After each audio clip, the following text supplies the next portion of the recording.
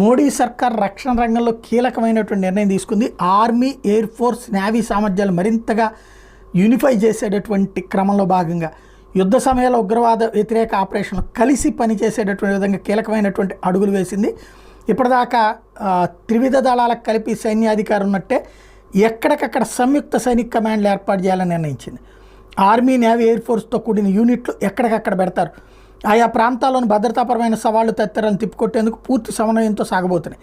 ఈ త్రివిధ దళాలు ఇప్పటిదాకా విడివిడిగా కమాండ్ల కింద వేటికవే ఉంటే స్వతంత్రంగా పనిచేస్తున్నాయి. అవి పరస్పరం మరియు మరింత సమన్వయంతో పనిచేయాల్సిన అవసరం చాలా ఉందన్నటువంటిది భేటీ ద్వారా నిర్ణయించారు. ఇప్పుడు తాజాగా దేశీయ రక్షణ సామర్థ్యం ప్రపంచ స్థాయి ప్రమాణాలను అధిగమించే దిశగా నిరంతర కృషి, అందుకోసం బలగాల అవసరాలను ఎప్పటికప్పుడు గుర్తించడం, వాటి యుద్ధ ప్రాతిపదికను తీర్చడం, ఇందుకోసం రక్షణ సంబంధిత కొనుగోళ్లు, ఆయుధ సేకరణ ప్రక్రియలు వీలైనంతగా సరళతరం చేయడం, వాటిలో అనవసర జాప్యాలు నివారించడం, ప్రపంచవ్యాప్తంగా పలు ఆధునిక సైనిక శక్తుల్లోని అత్యుత్తమ విధానాలు అందిపుచ్చుకోవడం, వాటిని మన పరిస్థితులు